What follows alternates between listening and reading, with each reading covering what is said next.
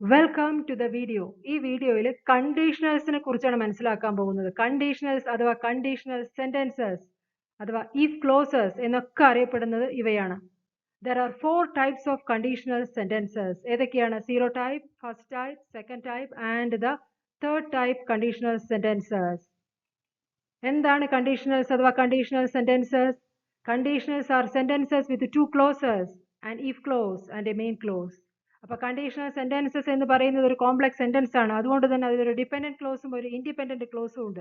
Dependent close എപ്പോഴും if വെച്ച് തുടങ്ങുന്നത് കൊണ്ട് അതിന് ഇഫ് ക്ലോസ് എന്നറിയപ്പെടുന്നു. അതേപോലെ ഒരു മെയിൻ ക്ലോസും ഉണ്ടാവും. Which describe a condition and the result of it. അതിൽ ഇഫ് ക്ലോസ് ഒരു കണ്ടീഷൻ പറയുന്നു, മെയിൻ ക്ലോസ് അതിന്റെ റിസൾട്ട് പറയുന്നു. ആ കണ്ടീഷൻ നടന്നാൽ ആ റിസൾട്ട് ആണ് മെയിൻ ക്ലോസിൽ സൂചിപ്പിക്കുന്നത്.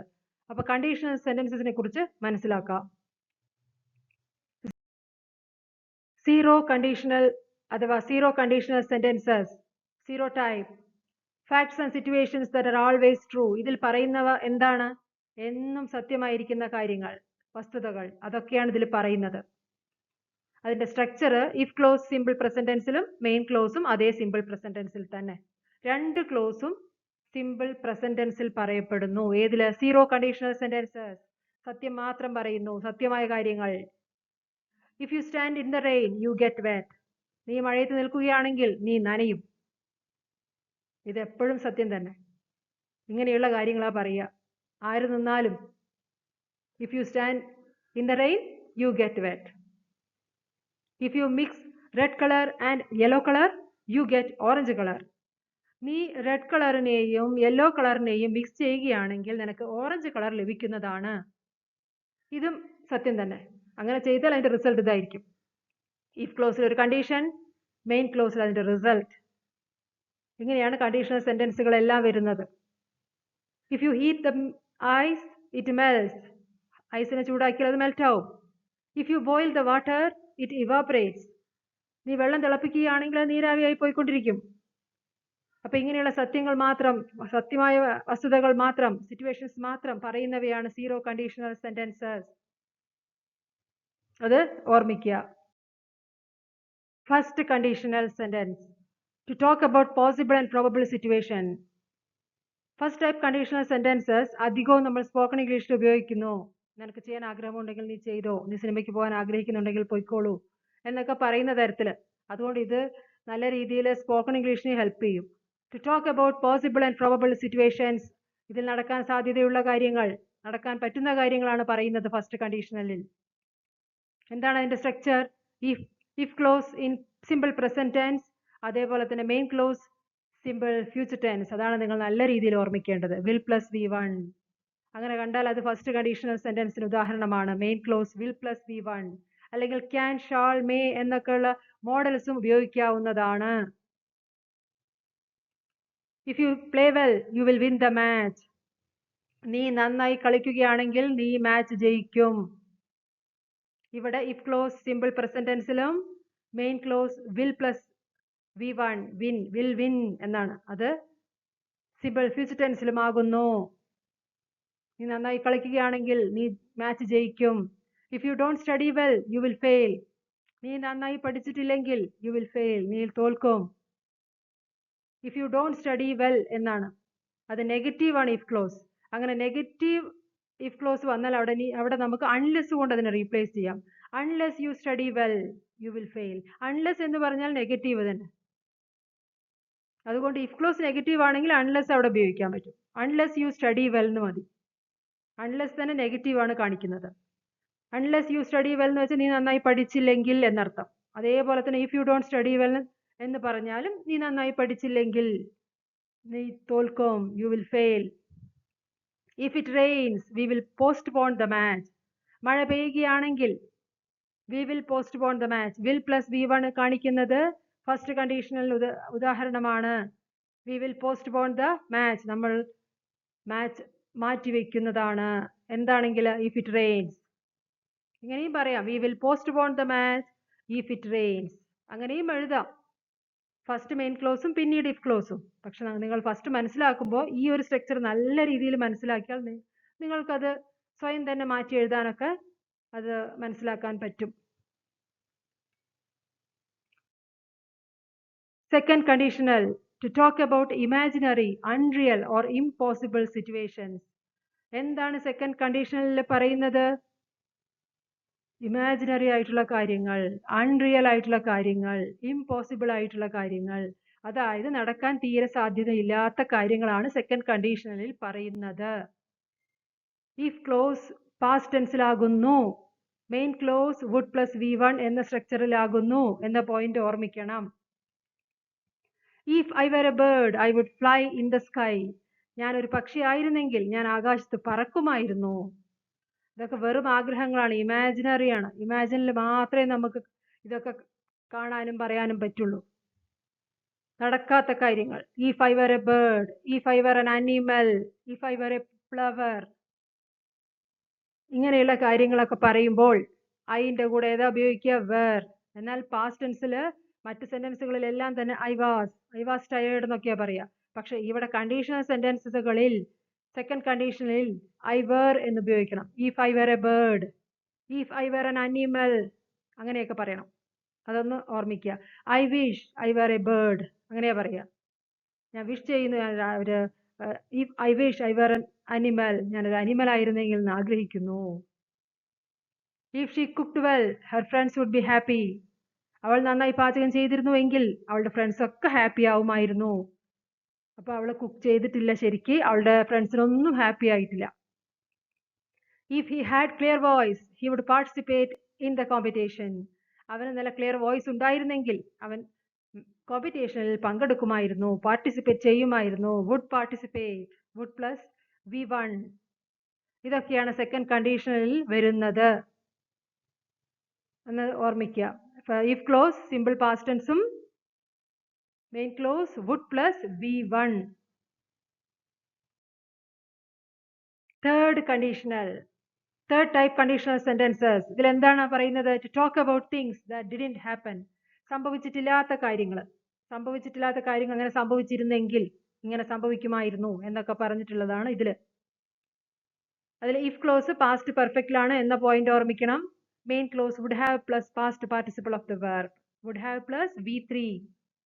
മറ്റെല്ലാ കണ്ടീഷണൽ സെന്റൻസുകളിലും V1 ആണ്. പക്ഷേ തേർഡ് കണ്ടീഷനിൽ മാത്രമാണ് വുഡ് ഹാവ് പ്ലസ് V3 വരുന്നത്, വെർബിന്റെ തേർഡ് ഫോം ഉപയോഗിക്കുന്നത്.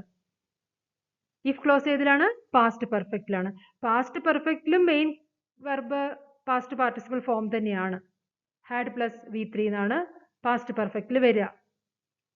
Main clause would have plus past participle of the verb, നടന്നിട്ടില്ലാത്ത കാര്യങ്ങളെ കുറിച്ച് പറയുന്നു. If they had come early they could have met the doctor. അവർ നേരത്തെ വന്നിട്ടുണ്ടായിരുന്നെങ്കിൽ അവർക്ക് ഡോക്ടറെ കാണാൻ കഴിയുമായിരുന്നു. അപ്പൊ ഇവിടെ അൺറിയൽ ആണ്, നടന്നിട്ടില്ല, പക്ഷെ പറയാണ് അവര് നേരത്തെ വന്നിട്ടുണ്ടായിരുന്നെങ്കിൽ അവർക്ക് ഡോക്ടറെ കാണാൻ കഴിയുമായിരുന്നു. അപ്പൊ ഇവിടെ എന്താ നടന്നിരിക്കുന്നത്? അവർ വൈകി വരികയും ഡോക്ടറെ കാണാൻ കഴിയാതെ പോവുകയും ചെയ്തു. അതായത് ഡോക്ടർ പോയതിനു ശേഷമായിരിക്കും അവർ വന്നിട്ടുണ്ടാവുക. അപ്പൊ അങ്ങനെയുള്ള സിറ്റുവേഷനിലാണ് ഇത് പറയുന്നത്. ഒന്നും നിങ്ങൾ നേരത്തെ വന്നിട്ടുണ്ടായിരുന്നെങ്കിൽ നിങ്ങൾക്ക് ഡോക്ടറെ കാണാമായിരുന്നു. If Seema had started early she wouldn't have missed the bus. അവൾ വീട്ടിൽ നിന്ന് കുറച്ച് നേരത്തെ പുറപ്പെട്ടിട്ടുണ്ടായിരുന്നെങ്കിൽ അവൾക്ക് ബസ് മിസ്സാവില്ലായിരുന്നു. അപ്പൊ ഇവിടെ നടന്നത് എന്താണ്? ബസ് മിസ്സായി. കാരണം വൈകി പുറപ്പെട്ടു, വൈകി വന്നു, ബസ് മിസ്സാവുകയും ചെയ്തു. ഇവിടെ ഷീ വുഡന്റ് ഹാവ് എന്ന് കാണിക്കുന്നത് നെഗറ്റീവാണ്, വുഡ് നോട്ട് ഹാവ് എന്നുള്ളത്. ഇതില് കുഡ്, വുഡ്, ഷുഡ് ഒക്കെ ഉപയോഗിക്കാം. If Arun had played well she would have, if Arun had played well he would have won the match. Arun നന്നായി കളിച്ചിട്ടുണ്ടായിരുന്നുവെങ്കിൽ അവന് മാച്ച് ജയിക്കാൻ കഴിയുമായിരുന്നു. അവൻ നന്നായി കളിച്ചിട്ടുണ്ടായിരുന്നെങ്കിൽ, അവൻ നന്നായി പ്രാക്ടീസ് ഒക്കെ ചെയ്തിട്ടുണ്ടായിരുന്നു. പക്ഷെ ഇവിടെ അവൻ ശരിക്കും കളിച്ചില്ല, അവൻ മാച്ച് ജയിച്ചില്ല. ഇതാണ് റിയൽ സിറ്റുവേഷൻ. അപ്പൊ നമ്മൾ റിഗ്രറ്റോടുകൂടി പറയുകയാണ്, if Arun had played well, അവൻ നന്നായി കളിച്ചിട്ടുണ്ടായിരുന്നെങ്കിൽ അവൻ മാച്ച് ജയിക്കുമായിരുന്നു. ഇങ്ങനെയുള്ള കാര്യങ്ങളാണ് തേർഡ് കണ്ടീഷനിൽ പറയുന്നത്. അതിലത്തെ ഇഫ് ക്ലോസിൽ ഹാഡ് പ്ലസ് V3യും മെയിൻ ക്ലോസിൽ വുഡ് ഹാവ് പ്ലസ് V3യും ആണ് എന്നുള്ള പോയിന്റ് ഓർമ്മിക്കണം. വുഡ്, ഷുഡ്, കുഡ് എല്ലാം വരും. Examples: if she had money she dash buy a car. ഇവിടെ ഇത് ഏത് കണ്ടീഷണൽ സെന്റൻസ് ആണ്?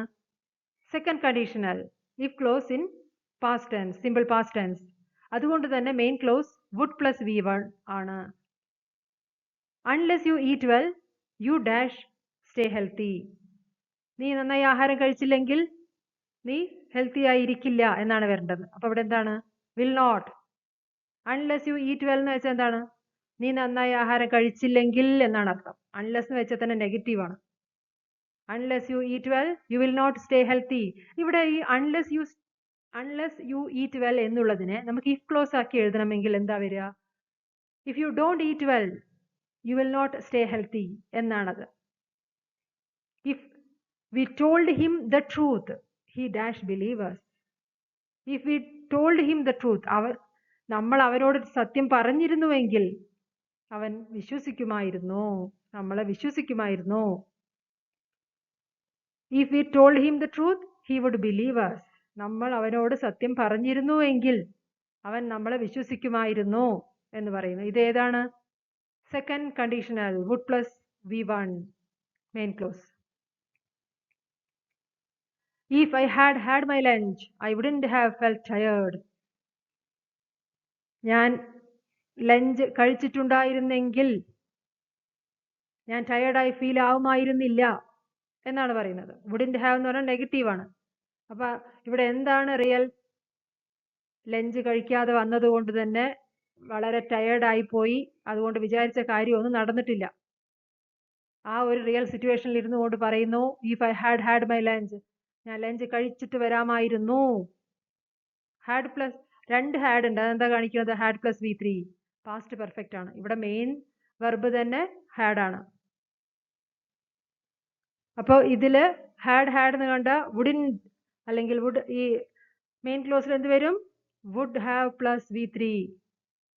രണ്ട് ഹാഡ് കണ്ടാൽ, ഒരു ഹാഡ് കണ്ടാൽ വുഡ് പ്ലസ് V1. നല്ല രീതിയിൽ ഒന്ന് മനസ്സിലാക്കണം അത്. Examples: if you waste time now you will suffer later. നീ ഇപ്പോൾ ടൈം വേസ്റ്റ് ചെയ്താൽ എന്താണ് നിനക്ക് സംഭവിക്കുക? നീ പിന്നീട് സഫർ ആകും. ഇപ്പൊ നീ ടൈം വേസ്റ്റ് ചെയ്യുകയാണെങ്കിൽ യു വിൽ സഫർ ലേറ്റർ. എല്ലാവർക്കും അപ്ലിക്കബിൾ ആയിട്ടുള്ള കാര്യമാണത്. If you waste time now you will suffer later. ഇത് ഏത് കണ്ടീഷനിലാണ്? First conditional sentence. Will plus suffer എന്ന് കാണിക്കുന്നത് ഫസ്റ്റ് കണ്ടീഷനിലാണ്. ഇതിൽ ഇഫ് ക്ലോസ് സിമ്പിൾ പ്രസന്റ് ടെൻസിലും main clause will plus V1 അല്ലെങ്കിൽ ക്യാൻ മേ അങ്ങനെയുള്ളതും കൂടി ആവാം. If I met him I would speak to him. ഇത് സെക്കൻഡ് കണ്ടീഷനിലാകുന്നു, കാരണം മെറ്റ് എന്ന് കാണിക്കുന്നത് പാസ്റ്റ് ടെൻസിനെയാണ്. സിമ്പിൾ പാസ്റ്റ് ടെൻസിലാണ് ഇഫ് ക്ലോസ്, അതുകൊണ്ട് തന്നെ main clause would plus V1. If I met him, ഞാൻ അവനെ കണ്ടിരുന്നുവെങ്കിൽ ഞാൻ അവനോട് സംസാരിക്കുമായിരുന്നു. കണ്ടിട്ടില്ല, അതുകൊണ്ട് സംസാരിക്കാൻ പറ്റിയിട്ടുമില്ല. അപ്പൊ കണ്ടിരുന്നുവെങ്കിൽ if I met him I would speak to him. If Sona had performed well she would have got the award. Sona നന്നായി പെർഫോം ചെയ്തിട്ടുണ്ടായിരുന്നെങ്കിൽ അവൾക്ക് അവാർഡ് കിട്ടുമായിരുന്നു. ഇത് ഏത് കണ്ടീഷനിലാണ്? ഹാഡ് പ്ലസ് V3 പാസ്റ്റ് പെർഫെക്റ്റിനെ കാണിക്കുന്നു ഇഫ് ക്ലോസ്. തേർഡ് കണ്ടീഷണൽ, അതുകൊണ്ട് തന്നെ main clause would have plus V3. നന്നായി പെർഫോം ചെയ്തിട്ടുണ്ടായിരുന്നെങ്കിൽ അവൾക്ക് അവാർഡ് കിട്ടുമായിരുന്നു. ഇതിന്റെ റിയൽ സിറ്റുവേഷൻ എന്താണ്? സോന നന്നായി പെർഫോം ചെയ്തില്ല, അവാർഡ് കിട്ടിയില്ല എന്നുള്ള റിയൽ സിറ്റുവേഷനിൽ ഇരുന്നാണ് ഇത് പറയുന്നത്. If Sona had performed well, നമ്മളെല്ലാം ഇങ്ങനെ പറയാറുണ്ട്, അന്ന് നന്നായി പഠിച്ചിട്ടുണ്ടായിരുന്നെങ്കിൽ ഇന്ന് നല്ല പൊസിഷനിൽ ഇരിക്കാമായിരുന്നു. If you work hard you will pass the exam. നീ നന്നായി ഹാർഡ് വർക്ക് ചെയ്താൽ you will pass the exam, നിനക്ക് എക്സാം പാസ് ആകാൻ കഴിയും. If you work hard you will pass the exam. ഇത് ഏത് കണ്ടീഷനിലാണ്? First conditional. Unless you work hard you will not pass. നീ വർക്ക് ചെയ്തിട്ടില്ലെങ്കിൽ യു വിൽ നോട്ട് പാസ്, നീ പാസ്സാകില്ല. Unless you work hard എന്നുള്ളതിന്റെ അർത്ഥം എന്താണ്? നീ നന്നായി വർക്ക് ചെയ്തിട്ടില്ലെങ്കിൽ, ഹാർഡായി വർക്ക് ചെയ്തിട്ടില്ലെങ്കിൽ. അൺലെസ് എന്ന് പറയുന്നത് നെഗറ്റീവിന് തുല്യമാണ്. അതുകൊണ്ട് തന്നെ അൺലെസ് യു വർക്ക് ഹാർഡ് എന്ന് വെച്ചാൽ നീ വർക്ക് ചെയ്തിട്ടില്ലെങ്കിൽ എന്താ സംഭവിക്കുക? You will not pass. അല്ലെങ്കിൽ നമുക്ക് ഇങ്ങനെയും പറയാം, unless you work hard you will fail. ജയിക്കില്ല എന്ന് പറയുന്നതും തോൽക്കും എന്ന് പറയുന്നതും ഈക്വൽ ആണ്.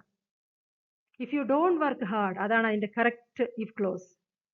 If you don't work hard you will not pass, നീ പാസ്സാവില്ല. If you don't work hard you will fail, അതും കറക്റ്റ് തന്നെ. അപ്പൊ അൺലെസ് എന്ന് പറയുന്നതും ഇഫ് നോട്ടിന് തുല്യമാണ്. അപ്പൊ അൺലെസ് യു വർക്ക് ഹാർഡ് എന്നുള്ളതിന്റെ കറക്റ്റ് ഇഫ് ക്ലോസ് എന്താണ്? If you don't work hard. ആ ഒരു പോയിന്റ് നല്ല രീതിയിൽ മനസ്സിലാക്കുക.